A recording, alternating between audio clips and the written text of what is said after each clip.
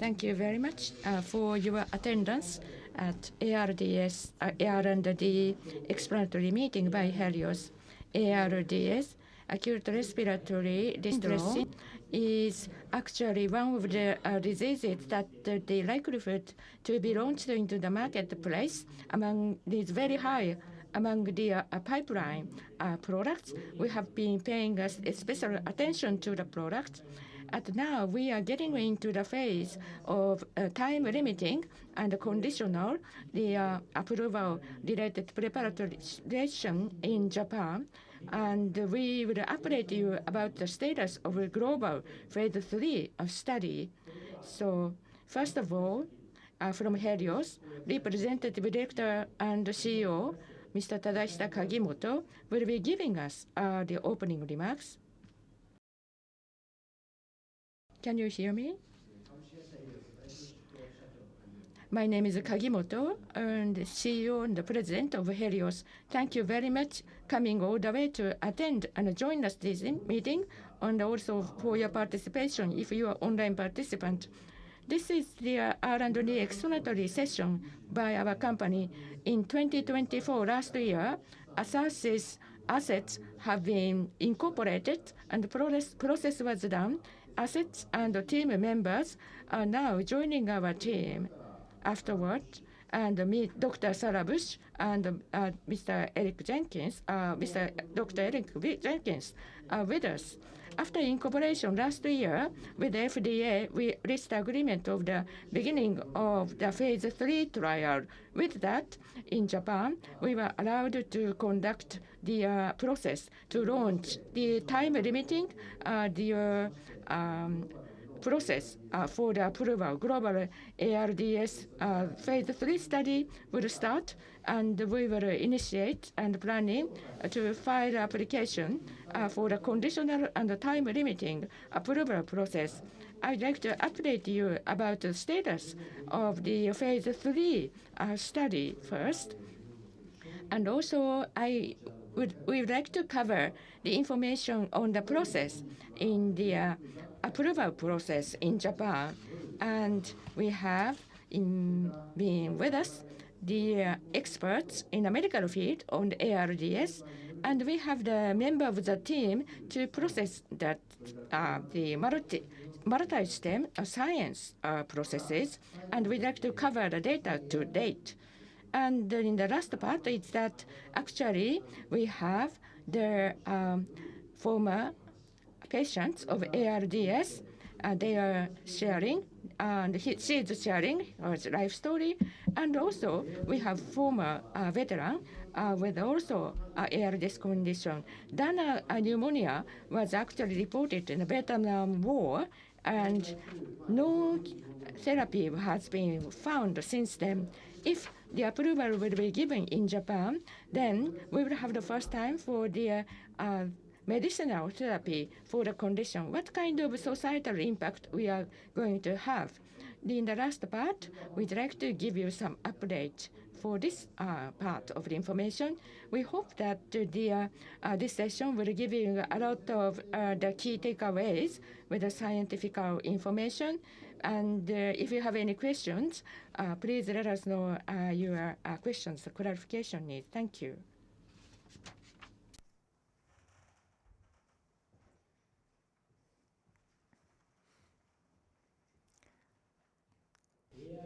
Next, I would like to move on to the ARDS Key Opinion Leader Lecture. We have a pleasure to have Dr. Lorianne B. Ware with us. The title is the ARDS Unmet Medical Needs and the Current Standard Therapy. Doctor, please.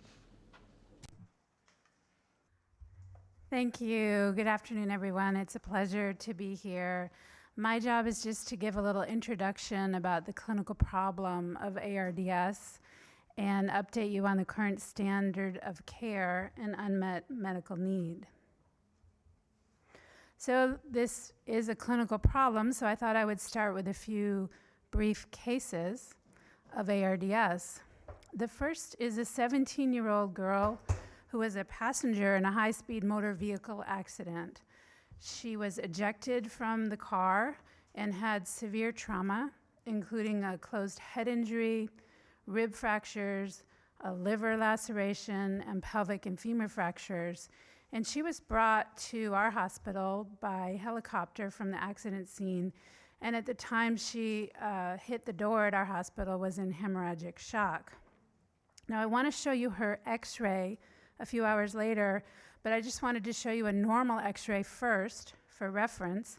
And you can see the thing I want you to notice is that the lung fields here are pretty black, and that's because the lung is filled with air. And so they're pretty clear, all black. Now this is this girl's x-ray 6 hours after admission to the ICU. And I just want to point out a couple things here. First, she has a breathing tube, so she's been put on a mechanical ventilator because she's unable to breathe on her own.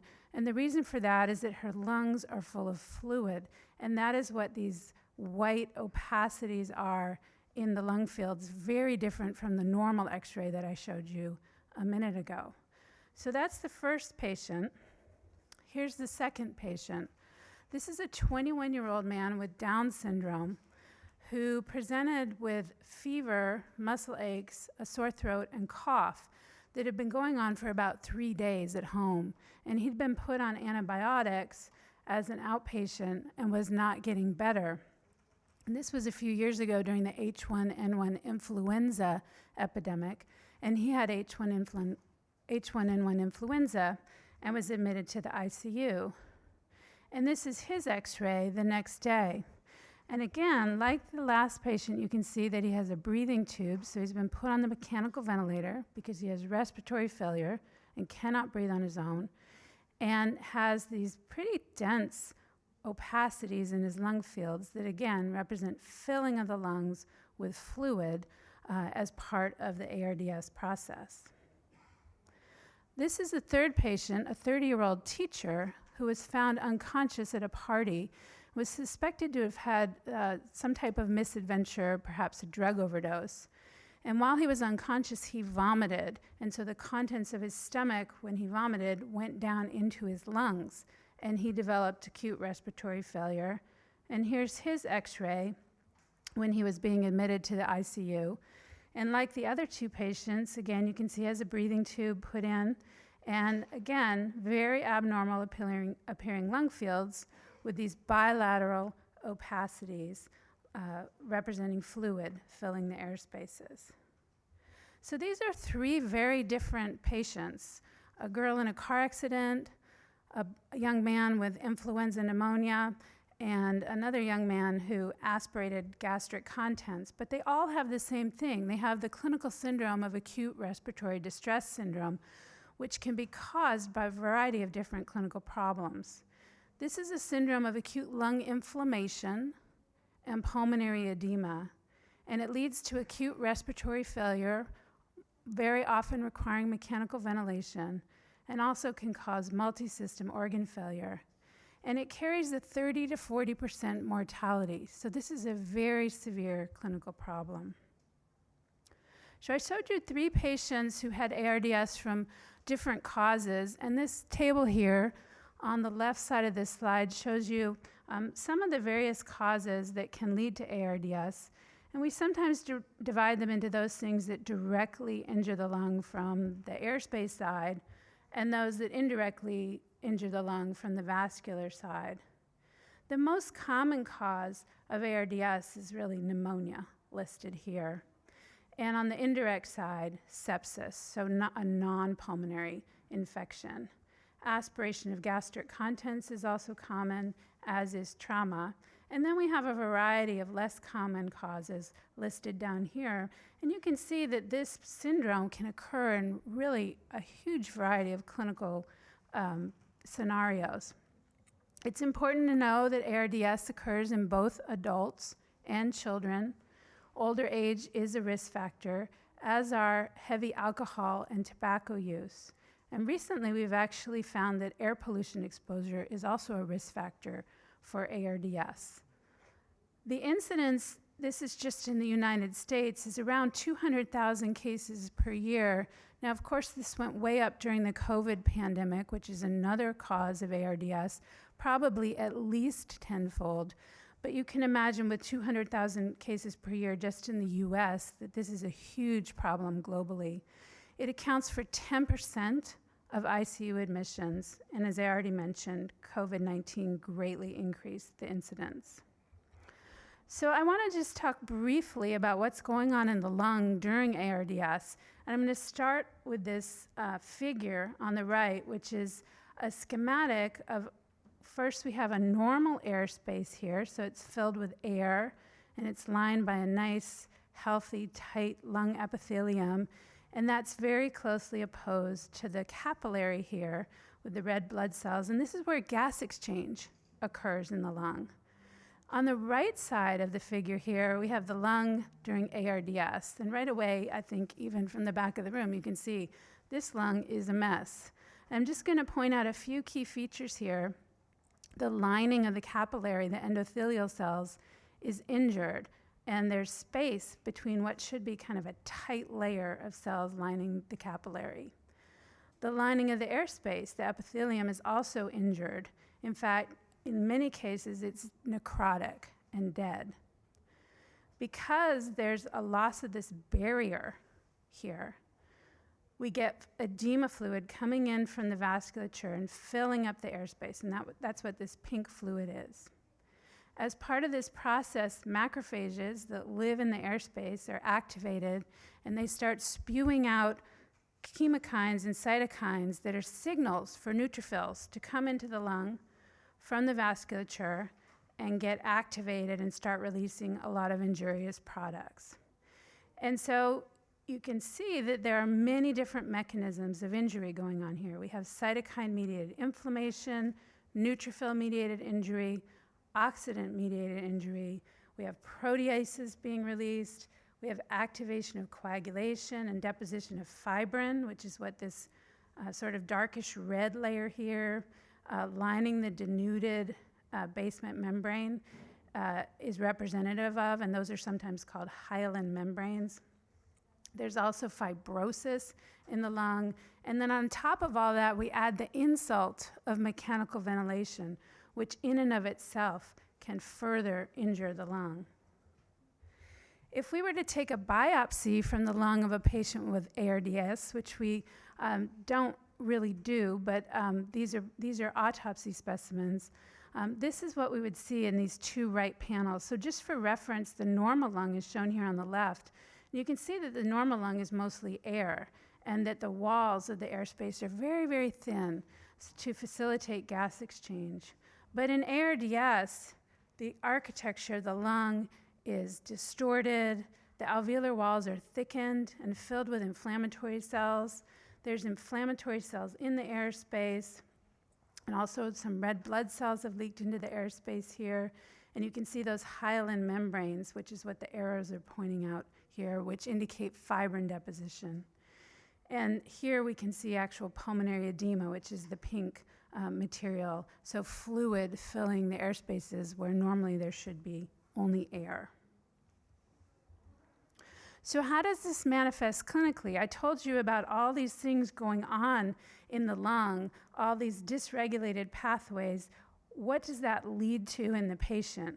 Well, first and foremost, it leads to severe hypoxemia, so very low oxygen in the blood, and great difficulty transferring oxygen into the bloodstream.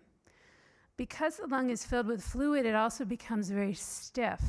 And so not only can the patients not get oxygen in, but they can't do the work of breathing. It becomes very hard to breathe.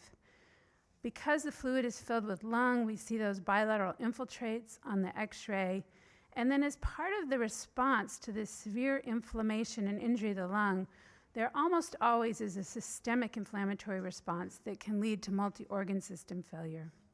And there's also abnormalities in coagulation and fibrinolysis, both in the lung and systemically. So I'm going to switch gears now and talk about treatment. And this is really focused on non-COVID ARDS. The number one principle of treatment of ARDS is to treat the underlying problem, which, as I pointed out, is usually an infection. So important to have infection control with antibiotics or source control if needed. And then I'll talk about these other 4 treatments very briefly. First, I wanted to show you a CT scan. So this is a CAT scan of a patient with ARDS. When I showed you those x-rays, it looked like the edema was very diffuse. But when we do a CAT scan, in many patients, we can see that a lot of the fluid is in the back part of the lung. So this is the patient's back, this is the front up here, this is the heart. And so this led to this concept that in ARDS, we have baby lungs, where just this little part of the lung is not involved. And perhaps we need to turn down the ventilator and give smaller breaths to just breathe into these areas of the lung that are less affected. So this led to a trial of low tidal volume ventilation, which was published back in 2000, compared to higher tidal volume ventilation. And what this showed here is the proportion of patients on the y-axis, time after being enrolled in the trial.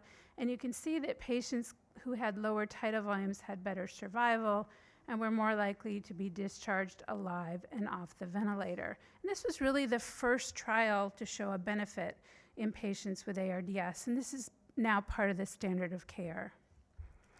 Another treatment we use is fluid restriction, and the rationale for this is that if we have less fluid in the vasculature, then we'll have less driving force for fluid to enter the air spaces. And so the idea here is to give less IV fluid to patients who have ARDS. And this was tested in a trial called the FACT trial, where patients either got a liberal amount of fluid IV or a conservative, less amount of fluid IV. And again, the patients with the conservative strategy did better. They were more likely to get off the ventilator more quickly and had a little bit of a trend toward better survival. And this is also part of the standard of care. A third treatment is prone positioning, which means instead of the patient laying on their back in the ICU, you turn them over on their stomach. And the idea here is that if you turn this patient over, you'll actually get better perfusion to these areas of the lung that are less affected, and that will give better oxygenation. And this was tested in a trial in patients with more severe ARDS. This is just simply survival now, and you can see the prone group had better survival. And so in patients with more severe ARDS, this is part of the standard of care. And then finally, in some patients with the most severe ARDS, so it's very severe hypoxemia, very difficult to oxygenate, we will actually oxygenate the blood outside the body using something called extracorporeal membrane oxygenation. As you can imagine, this is very challenging procedure reserved for the sickest patients, but has been shown to reduce mortality in those sickest patients. So what do these treatments that I showed you have in common? Well, they really all target the respiratory physiology of ARDS.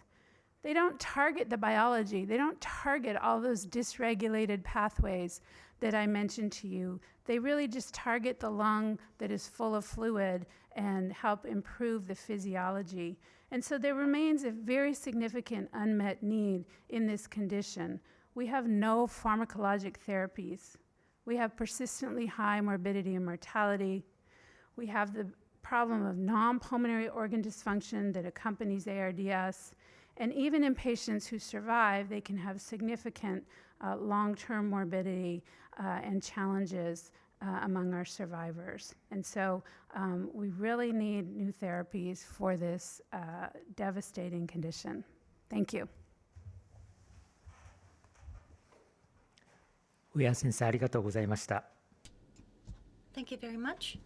Next, I would like to invite Dr. Michael A. Mathey. The doctor will be making a presentation with the title of Cell Therapy for Acute Respiratory Distress Syndrome. Thank you. It's a pleasure to be here. I think Dr. Ware has given a very good description of the clinical problem, and now I will focus in on the promise and hope for a better, more specific therapy based on cell therapy. So this shows the same diagram that Dr. Ware showed to illustrate the injury to the lung. What it includes in this case are the mechanisms by which mesenchymal stromal cells can be beneficial to the lung by reducing inflammation, restoring endothelial and epithelial barrier integrity, enhancing alveolar and lung edema fluid clearance, and they also have properties that allow them to kill bacteria, antimicrobial properties. Note that the Healios product, invimestrocel or multistem, is based on MAPC technology, which are stromal cells related to mesenchymal stromal cells. So when I use that term, you can understand the point, but with key distinctions that Dr. Bush will discuss in her presentation. Multistem is a product utilizing advanced manufacturing technology with a strong commercially viable path. Now, in studying mesenchymal stromal cells, or MSCs, in my laboratory over several years, we found in clinically relevant mouse models of pneumonia that the MSCs markedly increased survival, had a very beneficial effect, even in the absence of antibiotics. And then, in order to make our studies in the laboratory more clinically relevant, we also studied the effect of MSCs in the ex vivo perfused human lung that you can see here. Now, these are lungs procured and harvested from brain-dead patients, and the lungs were used by us in research when they could not be used for transplant. And what we found is when we created pneumonia in these human lungs, that the MSCs, in fact, reduced the lung injury dramatically. And this slide just shows the details. On this one side, it shows that the barrier, what Dr. Ware explained, the increased fluid accumulation across the vascular and the epithelium was markedly reduced, and furthermore, that the degree of edema in the lung was also reduced, even in a period of very few hours. So this is a very encouraging finding. Now, the American FDA requested that we also study the effect of MSCs in a clinically relevant large animal model. So we did studies in sheep. The sheep are shown in this image, and they are subjected to the same supportive care and monitoring that patients were in the ICU. And the animals were given experimental pneumonia, bacterial pneumonia. And this slide shows that the ability to improve oxygenation, or the uptake of oxygen in the blood, was markedly improved with MSCs. The blue line shows you the control sheep, where the amount of oxygen is low. The red and the green line show you that over 24 hours, there was a steady increase in oxygenation in the sheep treated with MSCs at 2 different doses. And this is an important slide that shows the red bar indicating the amount of fluid in the lung, and with a higher dose of MSCs, the amount of pulmonary edema in the lung after 24 hours was significantly reduced compared to the purple and the green. The purple are the control, and the green were the sheep treated with a lower dose. This was considered by the American FDA as excellent evidence for efficacy, and also there was no evidence of safety issues. So we designed a phase 2A safety trial with the support of the FDA from taking bone marrow-derived mesenchymal stromal cells prepared at the University of Minnesota in a National Institute of Health laboratory. And we carried out a multi-center, randomized, blinded, placebo-controlled trial. MSCs were given over 1 hour intravenously. There were 60 patients, and it was 40% of the patients received MSCs, and 20% received the placebo. Safety endpoints were the primary goal, but there were some efficacy endpoints. And then importantly, we also measured whether there was benefit in reducing the inflammation in the lung, just what Dr. Ware showed you in her talk, that is a fundamental property in ARDS. And here are the main results from this trial. There were no infusion-related adverse events within 6 hours of the infusion, and none at later time points in a phase 1 trial, as well as in the phase 2A. There was evidence the MSCs reduced the concentration of a pro-inflammatory factor called angiopoietin 2, and there was also a trend for a lower oxygenation index in the high and intermediate viability MSC groups. That means that the oxygenation actually seemed to improve in the patients treated with MSCs. And there was also a trend for the MSCs when they had a high viability to have a more favorable hazard ratio for 28-day mortality and survival curves. So there weren't enough patients to prove a benefit in mortality, but there was a strong trend in that direction. Now, in terms of the biology, we collected 2 days after the patients received the MSCs or placebo, samples from the inner lining of the lung with just a lavage, a standard clinical procedure, and we measured the markers of inflammation and injury. And what we found was that there was a markedly reduced concentration of protein and inflammatory markers as shown here in the patients treated with MSCs compared to the control patients. So this was the first and convincing evidence in patients that MSCs could really reduce lung injury on a biologic level. And this just shows the details of those measurements indicating the statistically significant benefit. And these were done, as I said, from the patients in this trial comparing the MSC treated and the control patients. Now this is a slide that is a little bit complex, but it illustrates all the different mechanisms by which MSCs can be beneficial to the lung. And this is one of the reasons why cell therapy is very attractive, because there are multiple pathways of potential benefit to the lung to reduce injury, reduce inflammation, and help with recovery. Now, there have been completed clinical trials with the product that we're discussing today, Multistem. And this slide and the next slide summarize some of that data. The main point from this is that there's evidence in the MUST-ARDS trial, which I'll go into a little more detail in the next slide, of benefit potentially in the patients with ARDS. Furthermore, the MUST-ARDS trial showed no safety issues as well.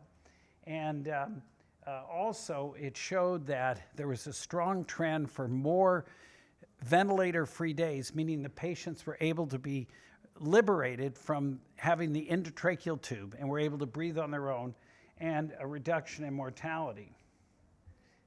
And the next slide just focuses in on the MUST-ARDS results, and again shows that the ventilator-free days were greater in the invimestrocel MUST group, 18.5 versus 6.5 days. So that's quite a difference. And furthermore, in the patients in the lower part of the slide that had more severe hypoxemia, there was further evidence that the ventilator-free days were increased, and mortality also appeared to be favorably reduced from 50% to 25%. So in summary, mesenchymal stromal cells, MSCs, have multiple mechanisms of benefit to reduce lung injury in ARDS. Preclinical studies that I showed you support the potential efficacy of MSCs. The phase 1 and 2A clinical trials with MSCs in patients with ARDS showed no safety issues. And the phase 2A START trial that I showed you showed evidence that the MSCs can reduce lung injury in the lungs of the patients, the benefit in terms of better biology, better recovery. And then, as I just showed you on 2 slides, there was excellent phase 2 data to support invimestrocel, or the Multistem product, for efficacy in patients with ARDS. So I think a phase 3 trial with Multistem is now needed to confirm benefit for ARDS, which, as Dr. Ware explained, is a major cause of acute respiratory failure in critically ill patients. Thank you.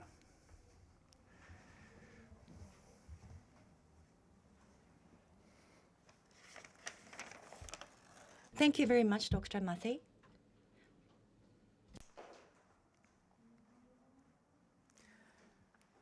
At this point of time, we would like to allocate some time for Q&A regarding the two presentations that have been made so far. Please let us know if you have any questions. And if your name is, if you are assigned, please make sure that you state your name and affiliation first before you start asking questions. The question can be asked by only media and institutional investors. The priority is on the people who are in this room. And also, the online participants will have an opportunity to ask questions after the audience in this room. So if you have any questions, please let us know by raising your hand. Please. I have a question to Dr. Ware. With regard to the current standard of care, you have introduced proning, positioning, and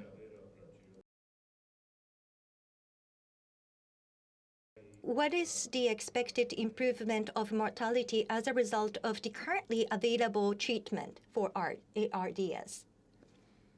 Thank you for that question. I think it's a little bit difficult to put a number on it because the data that I showed you was all under the best circumstances of patients enrolled in clinical trials who are highly selected.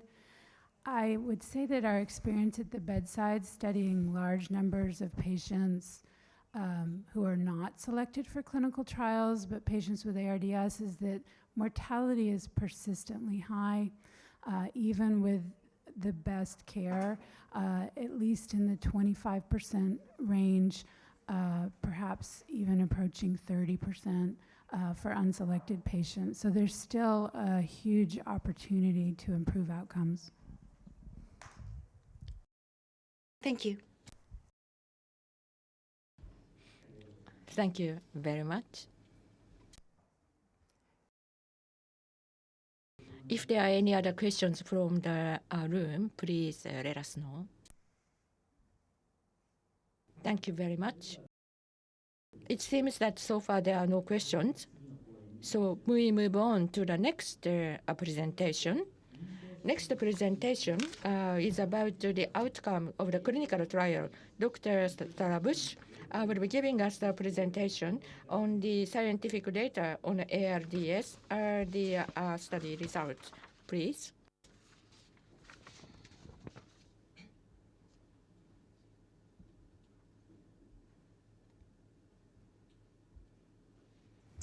Good afternoon, and thank you for the opportunity to speak. Today I'll be presenting the science and data in support of invimestrocel in ARDS. Invimestrocel is an adult bone marrow-derived allogeneic cell requiring no tissue matching. This product is very well defined, and I'll discuss some of its key characteristics in a moment. Our patent portfolio covers critical geographies of interest as well as critical components of the cells themselves and their potency. This is a high-quality product that solves many of the concerns of related cell types. The product has been studied in more than 500 patients to date with a consistent safety profile. And with these years of experience and data in 2 phase 2 clinical trials in ARDS to date, we are now embarking on a phase 3 clinical trial in ARDS, as you've heard. These cells are derived from the bone marrow of a healthy, consenting adult donor and expanded using our proprietary manufacturing processes to generate invimestrocel. And as you heard from Dr. Mathey, they have key distinctions from MSCs, a related cell type. And what you can see on the top left-hand panel is one single bone marrow draw that was split into 2 and expanded under the conditions to generate either invimestrocel in the blue line or mesenchymal stem cells in the red line. And you can see a great superiority of invimestrocel in terms of expansion capabilities.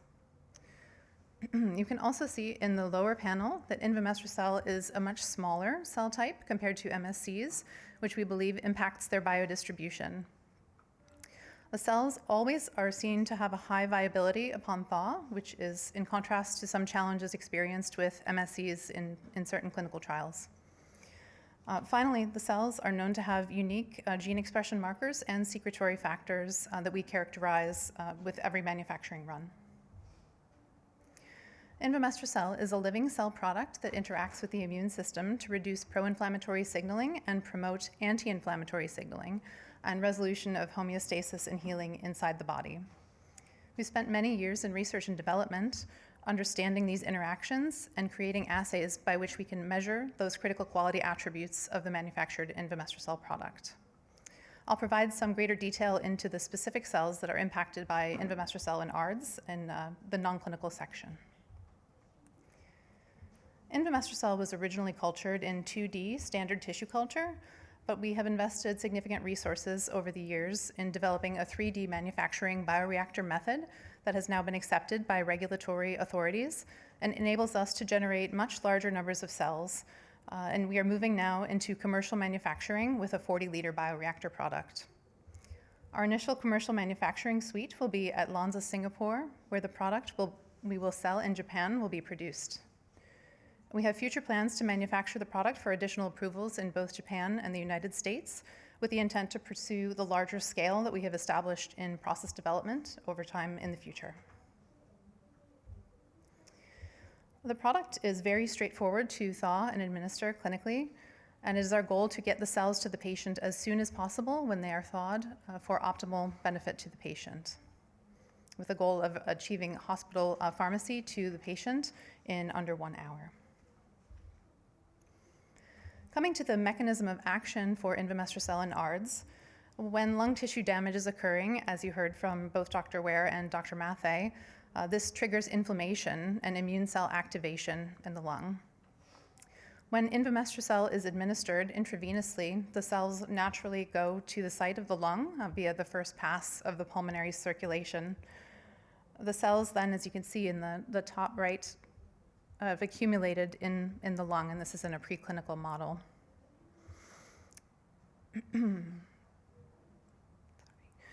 So the cells then are known to accumulate in the lung after that intravenous administration, where they can exert direct benefit at that site where that ongoing inflammatory processes are occurring.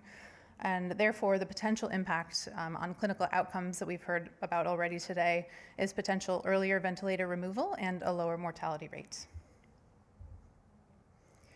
We have a substantial amount of non-clinical data that gave us the confidence in our progression to clinical development. I'll show you some of this data, which is all published in peer-reviewed journals and demonstrates, again, a consistent safety profile and benefits in these models. So we have examined multiple non-clinical models, including ex vivo pig and sheep models, large animal models, as requested by the regulators, and ex vivo human lung injury models. And these share multiple relevant mechanisms to ARDS. And again, the major outcome we can take from all of these studies is the consistent safety profile and promising indicators of efficacy. We first utilized a standard model of ARDS, which relies upon an endotoxin, LPS, to generate inflammation and edema in the lungs. And you can see in the lower panel, this is the lung before the LPS and after LPS, when you can see lung congestion and edema, very apparent. And invimestrocel was then administered in 2 doses, one low dose, which is the blue line, and one high dose, which is the red line. And so it was administered after the LPS administration, and you can see that the partial pressure of oxygen is recovered quickly in the high dose group. There's some recovery in the low dose group, but the recovery is statistically significant in the high dose invimestrocel treated group. When we look at those lungs by histology post-mortem, we can see, first of all, a significant impact of LPS in driving that immune cell activation. In those animals that received invimestrocel, you can see that this inflammation is significantly resolved. In our studies examining ex vivo human lungs, we utilized lungs that were not suitable for transplant due to pulmonary inflammation. These lungs were scored in a blinded manner, and invimestrocel treatment resulted in a significant reduction in overall inflammation scores and a similar impact when looking at the lung tissue as we observed in our previous study. When we look at the specific cell types that are impacted by invimestrocel treatment, we found a reduction in macrophages, neutrophils, and eosinophils, with the impact on macrophages being of greatest magnitude.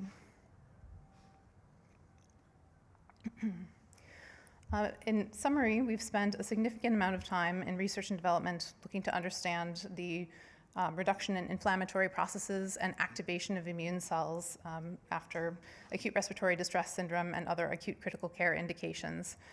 Some of the particular cell types that you heard about earlier that are critical factors in the mediation of ARDS and the impact on these factors that have been shown to date by invimestrocel have given us great confidence in the capacity for invimestrocel to exert benefit in clinical trials. Thank you for your time, and I look forward to answering questions in Q&A.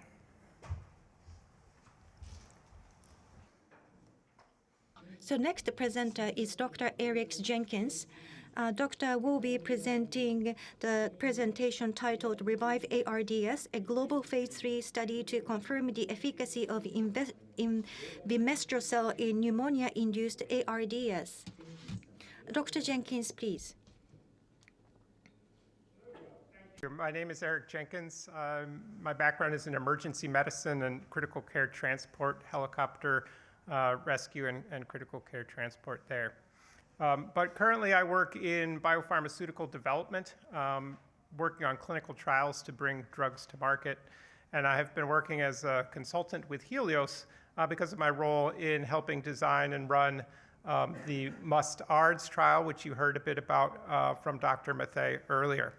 So I'm going to talk about how the data from the REVIVE-ARDS trial and a very similar trial run here in Japan by Healios called the OneBridge trial informed the design of the phase 3 study, REVIVE-ARDS, that is now in the planning stages. So you saw this slide by Dr. Mathey comparing the REVIVE-ARDS study with the OneBridge study done here in Japan. These were both inspired by Dr. Mathey's work on the START study. And as you can see, the REVIVE-ARDS study was conducted in the US and the UK. For the invimestrocel product, this was the first time that the cells had been given to these very, very sick patients. And so this was initially designed as a safety and tolerability study, obviously with some look at signals of efficacy as well. The cells were very well tolerated, even in these very fragile patients. And the encouraging efficacy results inspired Healios to do a second trial here in Japan in Japanese intensive care units, and that was the OneBridge study. They made some design changes because of some unique data set that was available to the intensive care physicians here in Japan, where they had a very good historical data set of ICU patients with ARDS and imaging and other prognostic factors that allowed them to compare to historical controls. And I'll talk a little bit about that in the coming slides. So again, you saw this slide presented by Dr. Mathey. This is the REVIVE-ARDS efficacy results, and as you can see, there was pretty substantial improvement in the median ventilator-free days with invimestrocel treatment, and although not statistically significant in this small study, a very clinically meaningful reduction in mortality if that could be borne out in a larger phase 3 trial. I think importantly, we see this improvement in survival. The question comes up, and the concern is that are we saving patients from death in their acute illness only to suffer really protracted chronic illness and a poor quality of life? And so we followed these patients for an entire year and looked at quality of life improvements as they went through their journey to recovery. And we were very encouraged to see that while we did improve survival over the course of that year, patients were not surviving to a poor quality of life. In fact, they were gaining function back at much greater rates than the placebo-treated patients, to the extent that twice as many patients were able to say that they were completely independent in self-care at that 1-year time point versus the control group. So again, this was very encouraging and inspired Healios to do the OneBridge trial here in Japan. Dr. Ichikato and colleagues had developed an extensive database of ARDS patient profiles and their journey through the critical care experience, and he used high-resolution CT scan images to quantify the degree of lung water or edema, like the images that Dr. Ware showed you, and found that that was prognostic of patients' experience and recovery from ARDS. And so they designed this study to use these HRCT scores to select the patients that had really poor prognosis and use that for their patient population in the study. Similar to the Mustard study, they randomized 30 patients in a 2-to-1 ratio to receive invimestrocel versus a standard of care control group, and got very similar results to the Mustard study, with a median ventilator-free day score of 20 days in the invimestrocel treated group versus 11 in the standard of care group, and again, substantially improved mortality endpoint in the cell-treated group.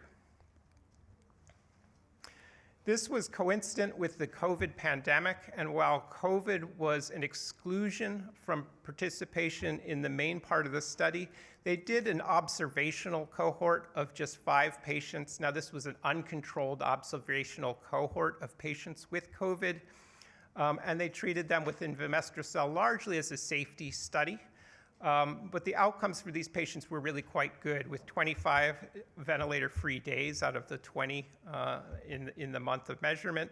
So these patients recovered quite quickly, and all of them survived. But again, an uncontrolled observational cohort. So I told you a bit about this database that they had access to with a lot of prognostic features and the clinical course of those patients. So the study was designed to prospectively compare the results of this interventional trial to a historical control group, matching patient characteristics 1-to-1 for an equal distribution. And this prospective analysis confirmed and sort of recapitulated the results of the randomized concurrently enrolled study participants, and showed statistical significance in the improvement in ventilator-free days and a trend towards significance in improvement in mortality, even with a fairly small group of participants of 20 in each group. So again, encouraging recapitulation of the interventional trial results. So we had 2 fairly small phase 2 studies that had encouraging trends towards efficacy in a very similar patient population. And so there was a desire to look at a combined patient population. So we did, in fact, do a post hoc analysis of pooled Mustards and OneBridge patients, which again approached statistical significance in the improvement in mean ventilator-free days.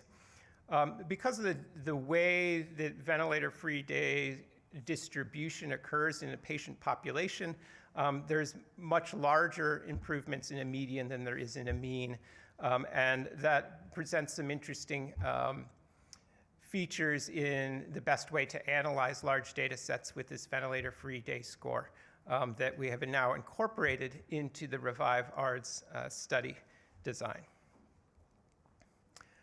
So Dr. Bush showed you how we've really progressed with the manufacturing and packaging of the invimestrocel product.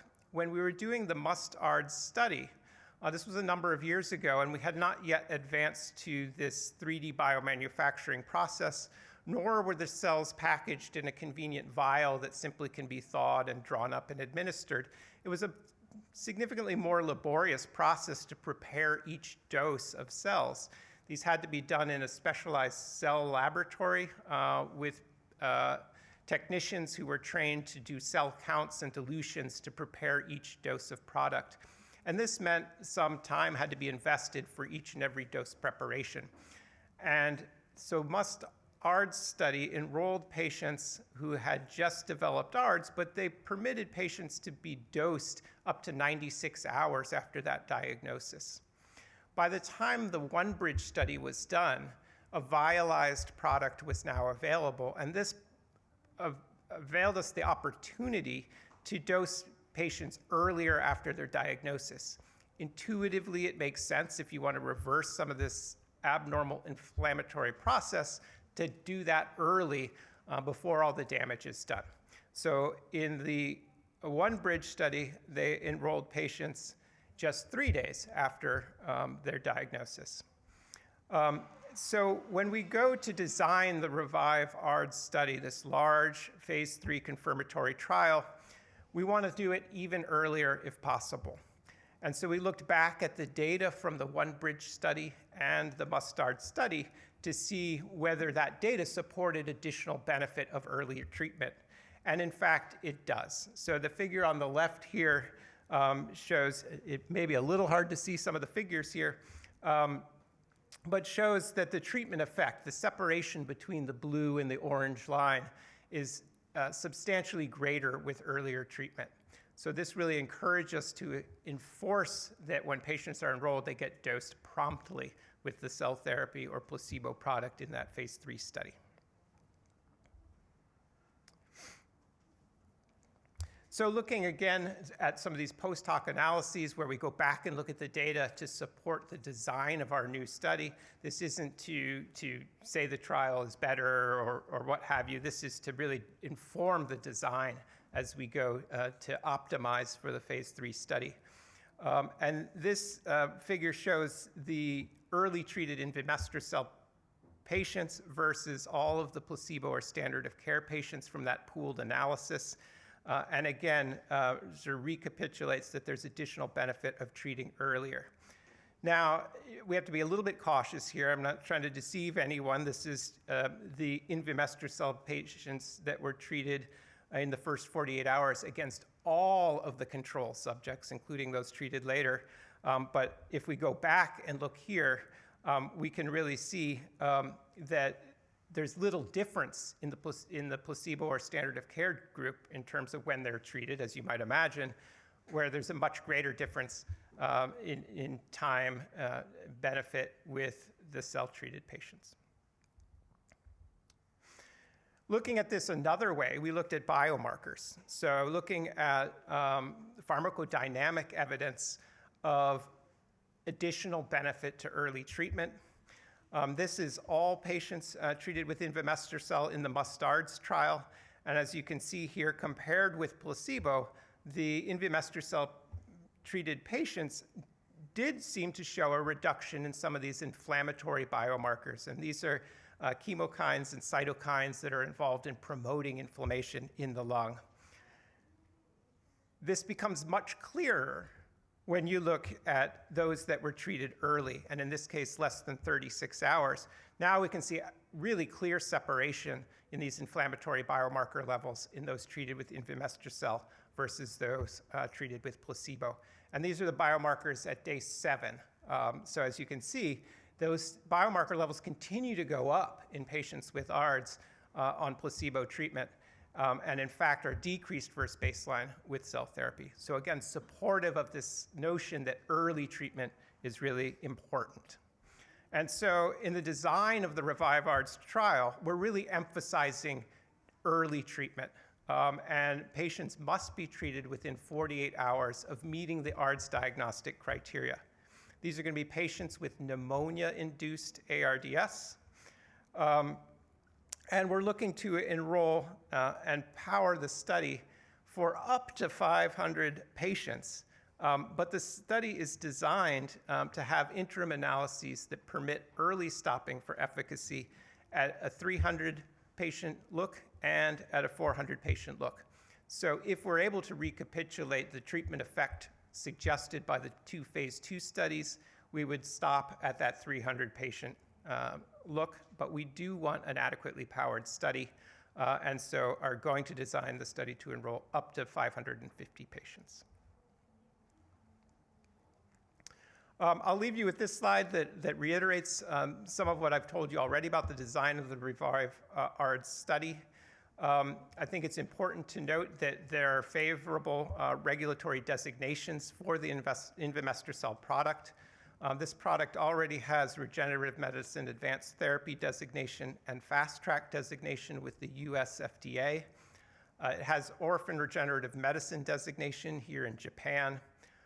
And there's anticipation that this product would qualify for orphan designation in the European Union, and there's plans to apply for that there. We are meeting later this week with a large number of thought leaders and subject matter experts in ARDS research who have come to Japan to share their research, but also a number of them have graciously agreed to participate in a review of the draft protocol for the phase 3 REVIVE-ARDS study and provide input from their perspective and a diverse geography of practice. I'm very familiar with how this treatment could be administered in both US and European ICUs, but we hope to learn more about its application in Japanese ICUs and in ex-Asia countries as well. So I'm really looking forward to that opportunity to speak with them about the trial that we've designed and how we can make it even better. So thank you. Dr. Jenkins, thank you very much. So from ARS patient group, former patient, Ms. Eileen Rabin will be a presenter. She will be sharing about her experiences and also possibility for new therapy. Please. My name is Eileen Rubin. I am president and CEO of ARDS Foundation, a non-for-profit organization. I am also a patient survivor of acute respiratory distress syndrome.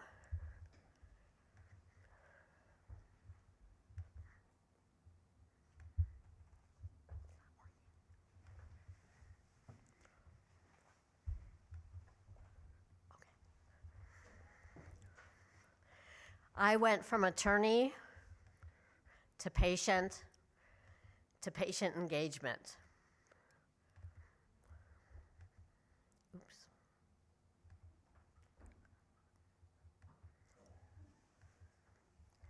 Acute respiratory distress syndrome, ARDS, is a life-threatening form of respiratory failure that affects over 3.3 million patients in the world each year, with a mortality rate of anywhere from 35 to 50% annually. Where a patient is hospitalized geographically affects the treatment they receive, and the care they receive varies greatly from urban to rural areas, from regions to nations. However, for ARDS, there is currently no prevention or cure, only supportive treatments administered with varying successes.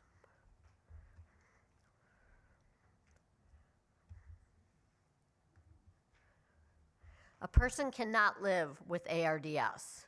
They have to live through it or die.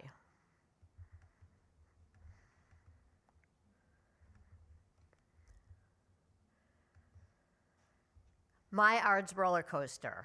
So it began when I was 33 years old. I was active and independent. I was an attorney at the time. Presented to the emergency room in septic shock. I was admitted directly to the ICU. That night, my kidneys failed. Less than 2 days later, I couldn't breathe. A code was called and I was intubated. Shortly after, I was diagnosed with acute respiratory distress syndrome. During that time, I suffered multi-organ failure. I spent 4 weeks in a medically induced coma. I spent 8 weeks of my time in the hospital on the ventilator and 9 weeks in the hospital. My last words before I was intubated to my mother were, "I can't breathe, I think I'm dying." A family meeting was called during my hospitalization at only 2 weeks, when I was 33 years old again. Doctors recommended terminating life support. They said there was no hope for survival. They said if I survived, I'd never breathe on my own again. They said I probably suffered brain injury and that it was a quality of life issue. My family refused the doctor's recommendations and told them to do whatever it was that they could. My 8 weeks on the ventilator caused many complications. I was very agitated, required increasing levels of sedating medications. Both my lungs collapsed, necessitating 2 chest tubes at the time. I suffered fluid overload, causing swelling everywhere on my body, raising my blood pressure, forcing my heart to work harder. I suffered catastrophic delirium an episode for multiple days that was quite traumatic. I contracted a hospital-acquired infection in my trach that in and of itself could have been deadly. I became vent dependent, further prolonging my time on the ventilator. Both my lungs collapsed a second time, requiring 3 additional chest tubes. And I suffered serious deconditioning, causing me to have to relearn how to move, write, and walk.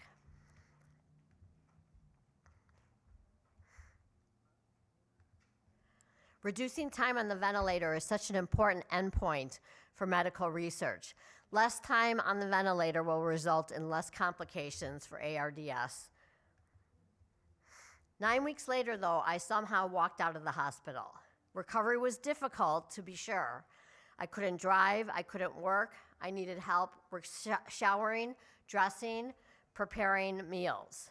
I was tired all the time, but every time I closed my eyes, I just kept reliving the hospitalization all over again. Life was doctor appointments, physical therapy, fighting my insurance company who had rejected my entire claim. But I was still a motivated survivor. Not well enough to work, but I got pregnant 6 months later. 10 months after that, I went back to work as a trial attorney part-time. 5 years later, I co-founded ARDS Foundation and acted as president and CEO. Over the years, I was a member of the American Thoracic Society Public Advisory Roundtable for 9 years. I was a member of numerous research committees. I've been a patient speaker at numerous conferences.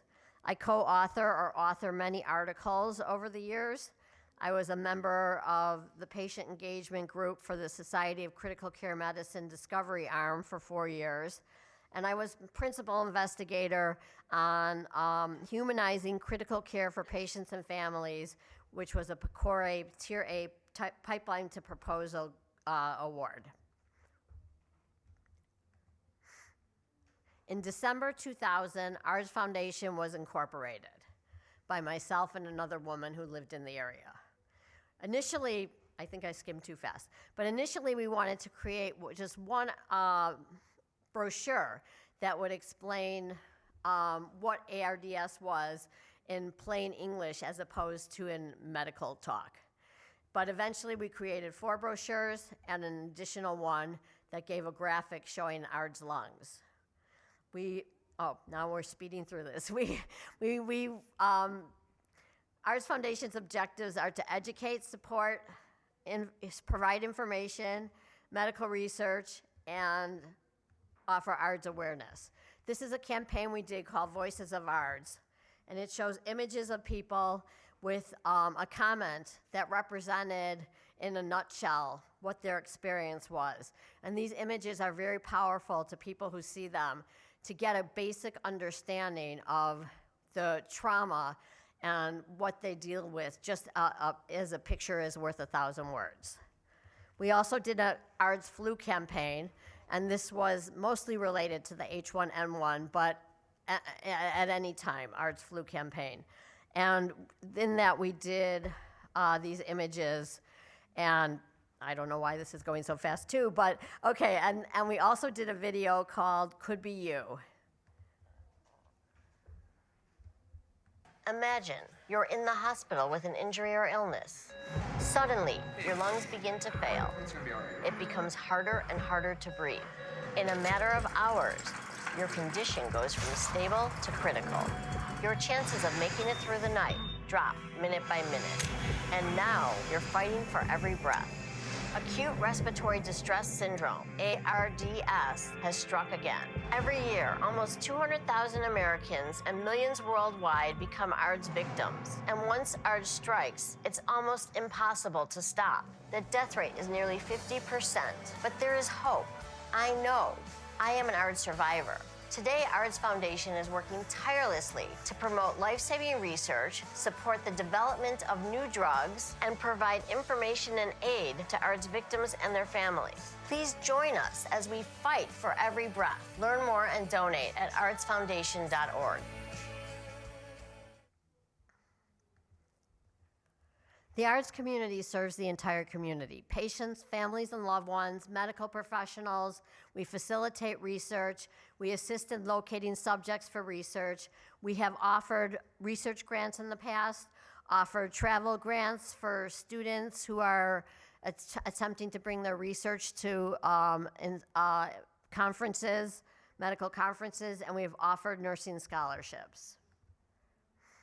We are strong on patient engagement. We offer information and articles, encourage survivors to become assertive about their health care, ask more questions, get more information, and understand the answers. We stress ways to ensure a better quality of life. We direct families in crisis to appropriate information, and we stress knowing and informed decision-making because decisions for ARDS patients are often life and death. We are working tirelessly to ensure the patient and family voice is always included. Sharing that perspective, the patient perspective, at medical conferences by speaking before medical professionals is so important. Acting as a member of various committees in order to offer that patient perspective within a small group of people addressing certain topics. Providing time and expertise to medical societies to include the patient and family voice. We want to stress that the patient and family voice and perspective need to be included at all stages of medical research, and we support patient-centered research. Remember, being a critical care patient is really hard. When medical professionals enter the ICU, they're going to work. When patients enter the ICU, it is maybe the most difficult day of our lives. We're terrified, full of apprehension, fear, anxiety. I had ARDS in 1995. This is me back in 1995. June 2nd is my 30-year anniversary of entering the hospital, an event that forever changed my life. This is me in 2025. 30 years has changed me a lot, but a lot of it has been changed because of what happened to me after enduring acute respiratory distress syndrome. But in 30 years, not that much has changed with respect to ARDS. There is still no prevention. There is still no cure. But more people get diagnosed with ARDS each year, and it's approximately 3.3 million people worldwide. While advances have been made, to be sure, with supportive therapies such as prone positioning, which has been mentioned before, and ECMO, of course, and ventilator support, many hospitals cannot afford prone positioning beds, and nurses are so busy and overworked to manually prone a patient on a regular basis. ECMO carries many risks and is not widely used at many facilities, and too many physicians are not experienced, do not have the experience and expertise to properly ventilate an ARDS patient. So while mortality in research is often estimated at 35 to 50%, the reality is that close to 50% of all ARDS patients will not survive at most hospitals who lack the resources and expertise to deal with acute respiratory distress syndrome. Approximately 1,650,000 patients do not survive ARDS every year. In 30 years, so in the amount of time that since I had ARDS, approximately 49,550,000 patients have died from ARDS. And ARDS does not discriminate. Anyone, just about anyone, can get ARDS. Promising research is so critically needed. Research like REVIVE-ARDS that leads to reduced mortality and fewer days on the ventilator is enormously welcome news for the ARDS Foundation. Less days on the vent leads to less complication, better outcomes, faster recovery, and a higher quality of life. Right now, 1/3 of survivors that survive ARDS return to work. About 1/3 of the survivors return to a lesser job at a lesser pay, and about 1/3 do not return at all. Many struggle with social relationships. They struggle with cognitive impairment, PTSD, physical issues. ARDS completely changes your life. ARDS patients are in the fight of their life. Again, no one lives with ARDS. You live through it or you die. There is no prevention. In 30 years, our world has changed drastically. But by comparison, the progress in terms of treating patients who critically need treatment has remained too stagnant. Clinical trials such as REVIVE-ARDS are so meaningful to organizations like ARDS Foundation and to the survivors, to the patients who will get ARDS in the future. I want to thank you very much for letting me speak and tell you everything from a patient perspective. Thank you very much, Ms. Rabin. We move on to the presentation by our corporate advisor, Mr. DJ Skelton. He will be talking about the experiences as a veteran with a severe pneumonia and trauma and the need for the U.S. the forces to have the new therapy there. Mr. Skelton, please. Hello, and thank you for having me today. My name is DJ Skelton, and I'm here today as an advisor to Healios. And I'd like to talk a little bit about why I'm here. Not a medical professional. I do not work in hospitals. And I'm not involved in ARDS directly. I joined the military in the United States almost 30 years ago. And I had an opportunity to go to college during that time.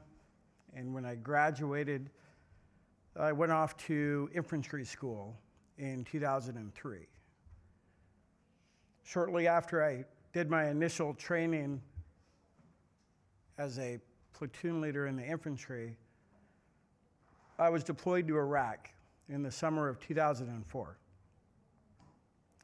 About a month after I arrived to Iraq, we started to prepare for what became one of the largest battles that the U.S. had fought since Vietnam, which was in a city called Fallujah, Iraq. And on the first day of that battle, during the second battle of Fallujah, I was severely wounded. In that battle, my soldiers and I were on the ground. All we had was the protective body armor that thankfully has advanced quite a lot over the past wars. And although it covers the vital portions of my body, it does not cover my face or my limbs. And so during that ambush, I was shot with multiple rifle bullets, with a rocket-propelled grenade, and a mortar round. So as you can see in front of you, I lost a left eye. My left eye was an exit wound, not an entry wound. The shrapnel and the bullet that went through the right cheek destroyed my upper palate, my sinus cavity, and it exited out of the left eye. There were bullets and shrapnel that went through the left arm. I do not have use of the left arm. I carry it with me. I had a lot of nerve damage that prevents me from rotating or opening the hand. I had bullets that were on my body that I was using as a soldier that got very hot and ignited and went through the right arm and had extensive damage. And the firefight is continually happening while I'm being wounded. Luckily, for being a soldier in the United States Army in 2004, we had a lot of advancements in medical evacuation. And so, as severe as the traumatic event was to me and my body, especially to my face and to my lungs, I was able to be removed from the battlefield, and I found myself in surgery within 1.5 hours at a forward deployed medical support hospital, or a MASH site, if you will. And then from there was quickly stabilized, put into an induced coma, was put on a ventilator. As you can imagine, it's very difficult with the facial trauma to do your typical triage care to the face. And I found myself within 24 hours in surgery in Longstuhl, Germany, at an Army hospital, which had the capability of any top-tiered medical hospital in the world. I was very lucky. Had that been a past war, or had I been serving in a different nation's military at the time, there's no doubt that I would have died on that battlefield, because I wouldn't have had time to get back to the resources that I needed to survive. I stayed in a coma for about 6 weeks. During that time, I had a lot of infections within the lungs. I had a lot of severe pneumonia. I was very lucky to get through that period and then go on to recover. I left the hospital also learning how to walk and talk. I went through a series of prosthetic mounts. During that time, from then until now, I still find myself aspirating quite a bit. So when I travel, I tend to travel near capital cities where I know that the medical skills and the expertise are in a close proximity to where I want to go, which greatly impacts my quality of life. I decided to stay in the military after all of that. I even had an opportunity to go back to combat in Afghanistan in command, as you see me here today. And a lot of that had to do with the proximity to the medical resources that I was offered while continuing to serve in the U.S. military. About 2 years ago, after I had left the military, I had an opportunity to go to Ukraine. And let me say that during that 19 years that the U.S. was fighting in Iraq and Afghanistan, there was approximately 300,000 wounded over those 19 years that came home. Let me shift a little bit to the Ukraine war. So 2 years ago, I started volunteering to help build a veterans ecosystem so Ukraine could better care for their veterans that are coming back from the front lines. So again, in 19 years of war for the U.S. in Iraq and Afghanistan, there were about 300 wounded. There are currently approximately, after 2.5 years, there are 400,000 and rising wounded in the Ukraine war. I told you that within 24 hours of myself being critically wounded, I was in another country 24 hours later under some of the top medical care in Germany. Ukraine soldiers, on average, are taking up to 96 hours to lie in a battlefield before they can get extracted and then make their way back to any type of medical clinic. And so their casualties are exponentially higher and continuing to rise. Which brings me to why I discovered Healios and why I'm here. Because when I found out that instead of being reactive and waiting for a population I care deeply about, which are military personnel, to find my way by luck back to a hospital to get the care that I need to survive and be lucky that it worked out for me. If there was a way to be proactive and to bring medicine to me or to troops that are in a position where they're wounded and they don't have the ability to get to the care they need, if we can deliver them care so that we can stop the trauma and we can, as fast as possible, begin repairing the damage, repairing the cell damage to the lungs, stabilizing the lungs and the airway so that we have the oxygen, stabilizing and stopping hemorrhaging and bleeding so that we have a chance to make it to the expertise that we can get to so that we can survive, so that we can get out of a hospital, come out of a coma, and hopefully strive to get that quality of life that so many others have that haven't been in our situations before, that I wanted to be a part of what that looked like. And so as I learn about this world of lung disease and ARDS, I can't help but think about, well, what's going to happen after the phase 3 trial?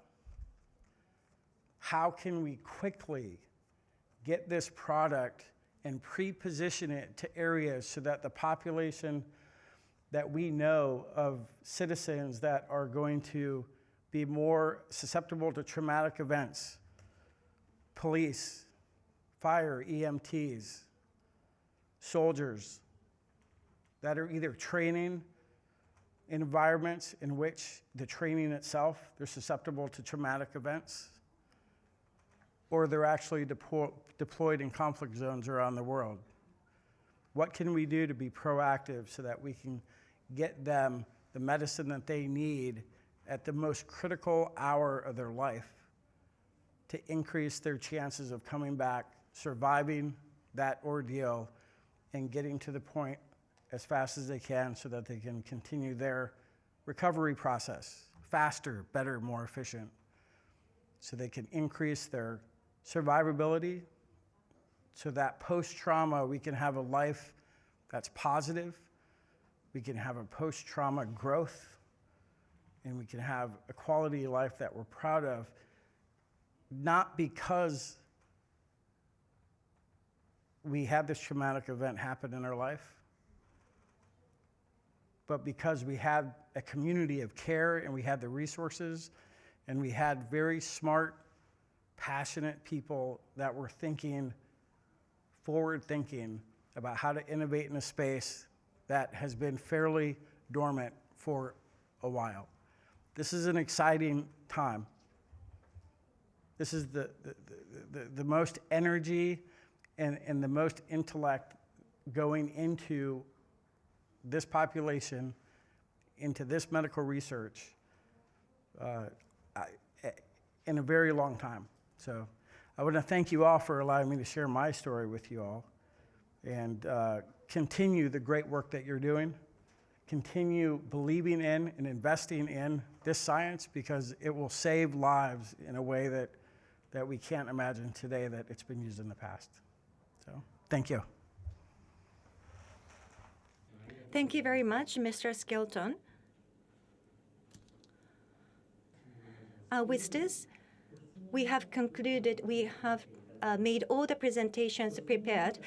From here onward, we would like to move on to the QA session. If you have any questions, please raise your hand.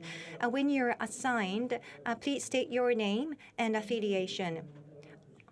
Online participants, you can ask questions by raising hand button. We prioritize the questions from the room but you have an opportunity to ask questions. The questions are limited to the media and institutional investors. So if you have any questions regarding all the presentations that have been made so far, please raise your hand. I think this is a question to Dr. Mathy. So we are seeing good results so far in the clinical setting. Is that because we are now able to elucidate the mechanism of cells so that we can produce better, more effective cells? Or is that because how we use cells or how we identify the target population is becoming improved? What is the reason behind why we are seeing a better result nowadays? Well, I think that the promise of the new cell therapy that's been discussed today is based on many years of research that shows they have multiple mechanisms by which they can reduce injury and enhance recovery. So we're right at the cusp of a new period where with this phase 3 trial, it will be highly possible to find a positive result that can provide a transformative therapy for ARDS. As Dr. Ware discussed, the supportive care we have with mechanical ventilation, prone positioning, and fluid conservative have helped with the treatment of these patients, but we really need a breakthrough, as Eileen Rubin explained. We need a cure, and there is great promise with the cell therapy based on many studies, including the ones that were presented today.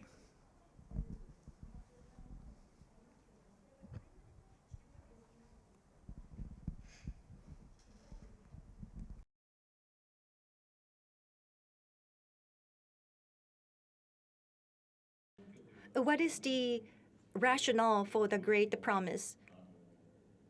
What is the biggest support for the great promise? I think I understood your explanation, but are we saying that we are now elucidating what's happening with ARDS and cell therapy, or the way we use cell therapy is going to be dramatically changed? That's why we can expect better efficacy? Yes, I think it's both mechanisms, that we understand the mechanisms of injury in ARDS, but most importantly, the cell therapy by studies that I presented as well as Dr. Jenkins presented show the high likelihood that the cell therapy will reduce the injury and enhance recovery. So I think that's where we are now, good understanding of the mechanisms of injury, but considerable evidence that the multi-stem therapy will make a difference in reducing the injury. And the preliminary studies and the details that Dr. Jenkins presented show the reason why there's high enthusiasm. Yeah, I think it's also important to point out that this has been an evolution in studying cell therapy in ARDS. And Dr. Mathay really pioneered the use of mesenchymal stromal cells in this indication. But these trials are difficult to do, and to obtain a consistent cell product that is viable at the time of delivery in a disease that strikes in an unexpected manner is a big challenge. And so you can see that initially the trials were small. We had 60 patients in the START trial and 30 patients in each of the 2 phase 2 studies with invimestrocel.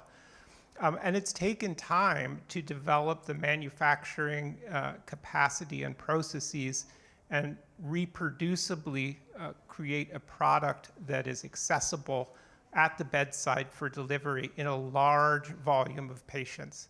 And you need a large volume of patients to see a statistically significant benefit and provide convincing evidence to regulators that this product is of clear benefit and safe for patients, and ultimately to make a commercial product that will be available to patients when they need it.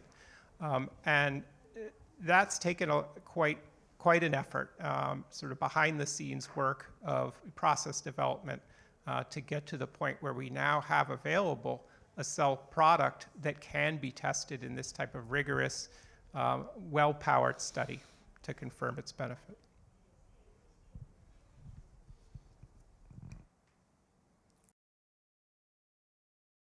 Yes, thank you very much for your question.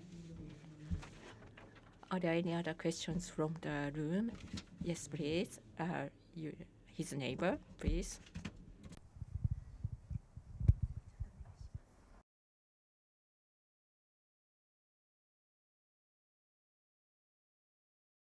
I have a question to Dr. Bush. So manufacturing will be done in Singapore. So do you plan to utilize CDMO? So technical transfer might have been completed, and the conditional time limiting approval preparation process in Japan, are you already done with the preparation for this approval process in Japan? Excuse me, if I would be, Kajimoto will be responding to the question.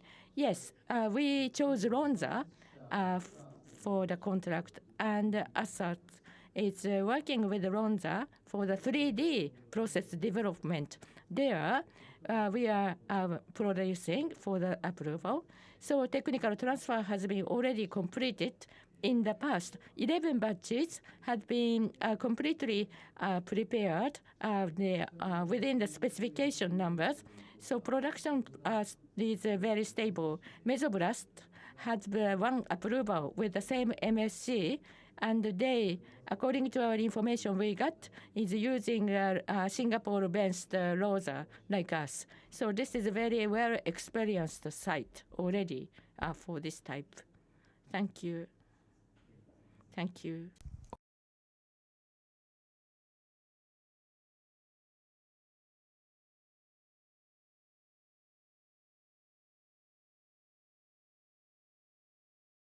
In the earlier presentation, I don't know which study that was, but the ventilator-free days in terms of BFD, you were able to show statistical difference, but for OS, p-value is 0.05 and didn't prove statistical difference. How should I interpret this? Would that be a bottleneck in the long-term development? Well, the data that we showed earlier was from two small phase 2 studies.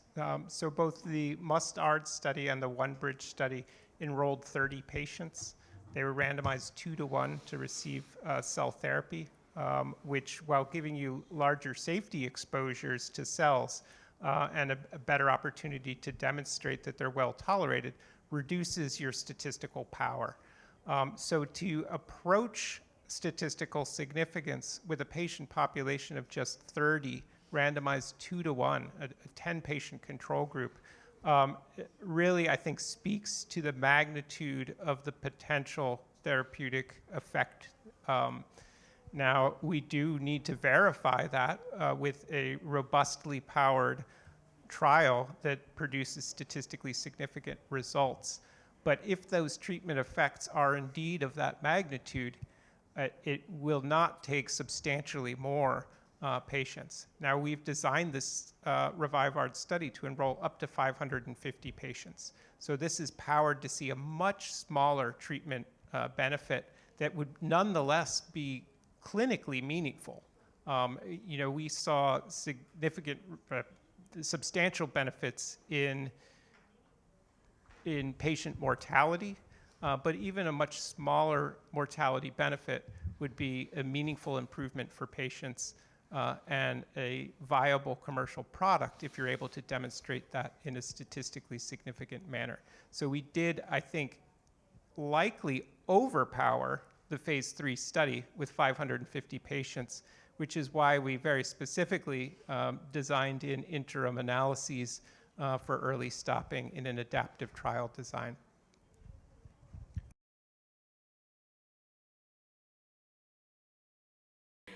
We have agreed with FDA on the ventilator-free days as an endpoint. So this has been agreed by FDA secondary endpoint is mortality, by the way. Understood. I think this may not be directly related to you, but currently in US, what US administration is reducing the number of FDA reviewers and staff.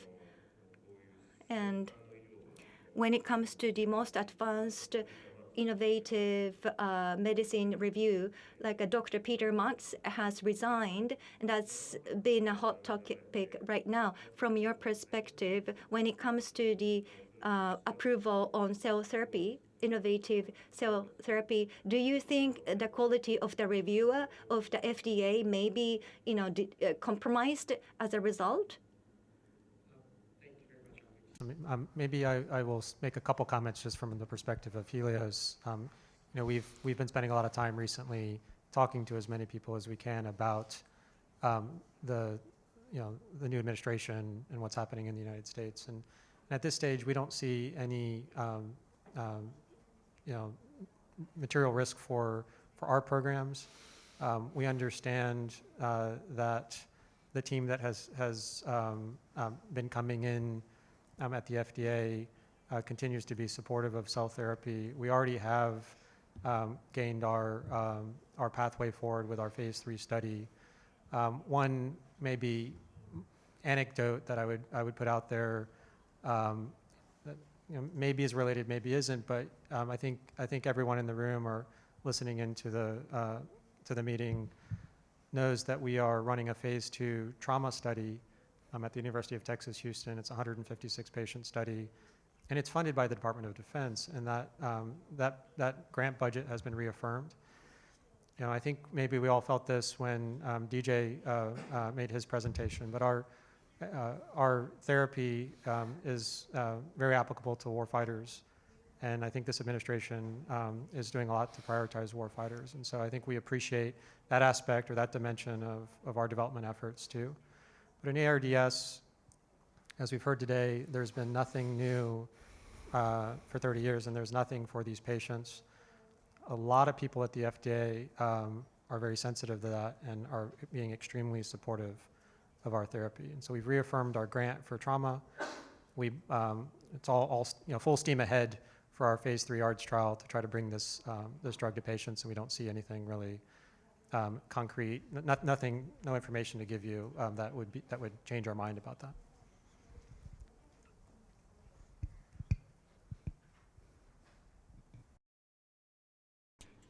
Thank you very much.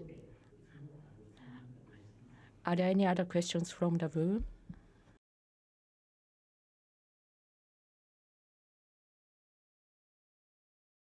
From online participants, we'd like to receive questions from online participants.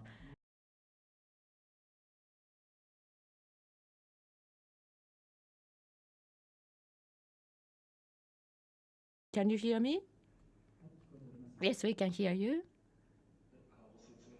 Thank you very much for your explanation. I have a question to Dr. Lorraine. Multi-stem previously done phase 1 clinical test result was shown. Phase 3 VFD mortality in a phase 3 study. If there will be improvement in there, then the clinical side, would this leading to higher interest in that medication? Or if there is any point that difficult to use for this medication, could you provide information? Dr. Ware and I are both replying. I think there would be no difficulty to add this medication. In fact, it would be ideal to deliver it in the early phase, as Dr. Jenkins indicated, in the first 36 to 48 hours. The supportive care that Dr. Ware described is being utilized now in most hospitals, and but we need much more. But is that really the question, or do you want to explain your question a little bit more?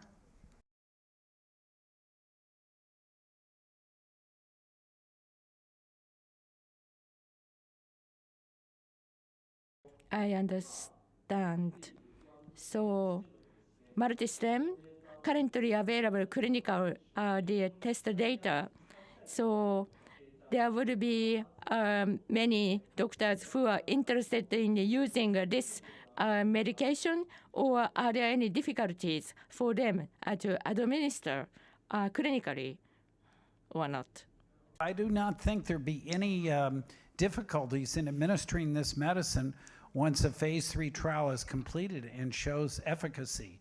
I think it would be widely available. The manufacturing capacity is very high as described. So I think this could become rapidly available, not just in the United States and Asia, but worldwide, including potentially Europe. And I'll just add one thing, having participated in previous mesenchymal stem cell trials, that the administration process for the multi-stem product seems to be much more straightforward than for some of the prior stem cell preparations. So I think that's very encouraging for ease of adoption of this therapy should it prove to be successful. And maybe I can add one thing to try to stimulate a response. I believe, Kawamura-san, and thank you very much for your question, that you were seeking to understand sort of the degree of effect that doctors would want to see to be confident in using this therapy. And we have polled our KOLs on this, and we work with dozens of KOLs, global leading ARDS clinician researchers, and Dr. Mathe and Dr. Ware are two of the leading ARDS KOLs in the world. But in KOL meetings, we've asked that specific question. If we demonstrate the results that we saw in our phase 2 studies, that's like the next coming of penicillin, is what we hear, right? And so, what would be clinically meaningful in terms of ventilator-free days, the improvement? We've heard like 2 days is really meaningful, and we've at least in our past studies demonstrated much more than that. What do we need to show in terms of mortality? Like a single-digit absolute mortality reduction makes a big difference, right? And so we've had that feedback, and I'll just put that out there. And if the doctors want to discuss that further in response to your question, Kawamura-san, I'll leave it up to them to do so. Thank you very much.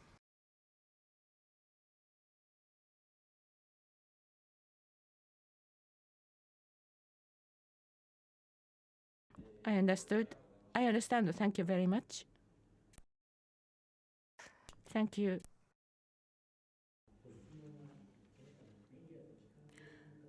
The media and institutional investors only are able to ask questions this time. This is a reminder. Any other question from the online participants at this point of time? よろしいでしょうか。 Seems like there are no further questions. Thank you very much. With this, I would like to conclude the Q&A session. Finally, from Healios, I would like to invite Mr. Richard Kincaid, CFO of Healios.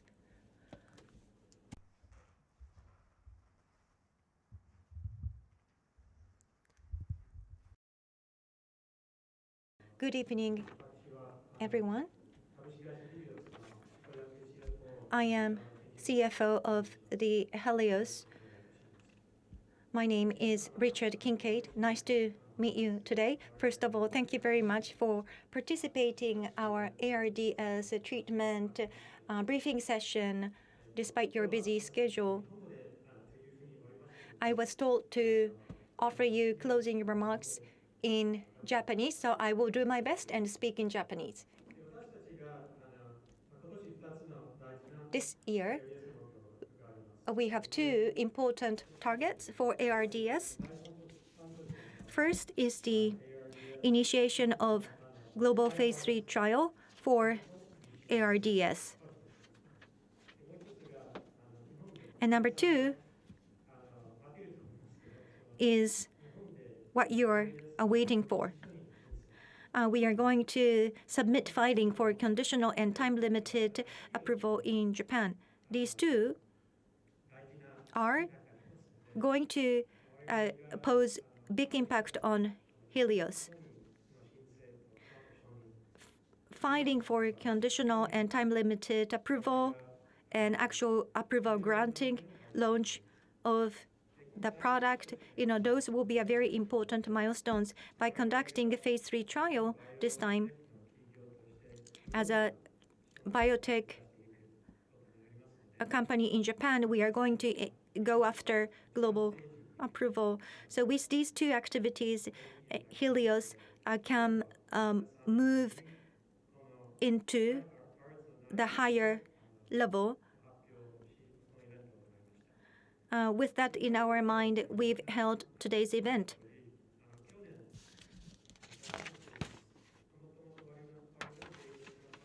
Our partner in US, they had a technology, and we've obtained this technology last year.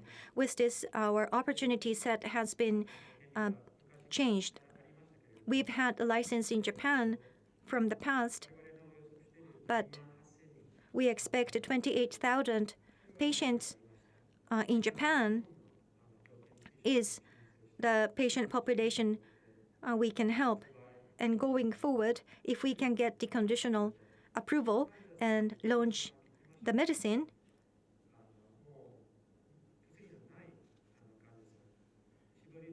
we can help ARDS patients who are afraid of 50% mortality. Those patients do not have effective therapy at their hands now. But if you look at the global market, the number of patients is so big. Our TAM, total addressable market, can be expanded quite dramatically if we can serve global patients community. And in order to do this, we are going to conduct a phase 3 study. In the past,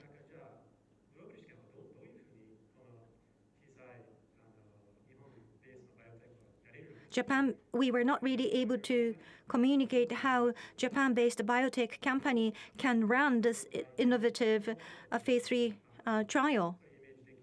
But through today's presentation, I think we were able to offer you more details and image as to how we are planning to move ahead. Today, we've listened to the presentation by Dr. Sarah and Dr. Eric.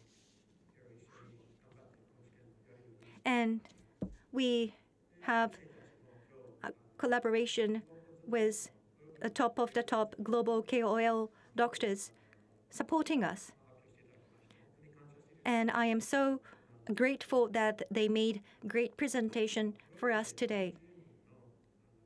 Globally, tens of top KOL doctors and we have been working together to prepare this study. They are going to support the patient's enrollment going forward.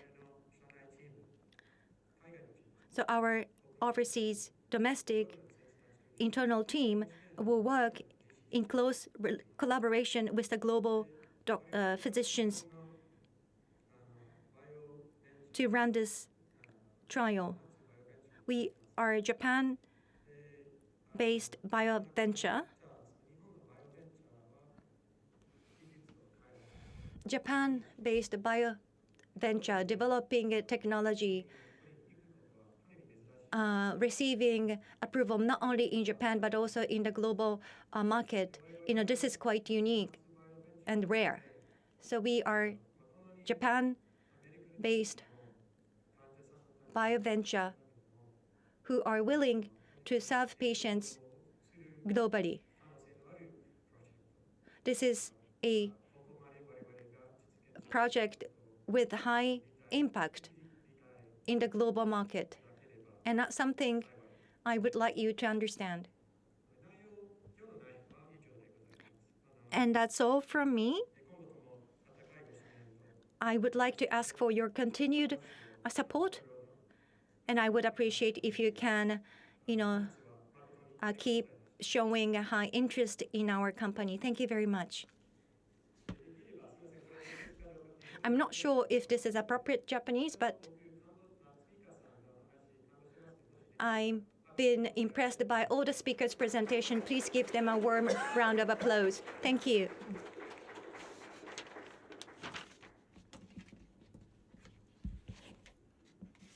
Thank you very much for attending Healios ARDS R&D briefing session. And thank you very much for online participants as well. This is the end of today's session. Today's presentation video will be uploaded into our homepage. We are going to send you the details on later date. The name and affiliation of the attendants who've asked questions are going to be removed. Once again, thank you very much for attending RDS R&D briefing session held by Healios. Please have a safe trip back home.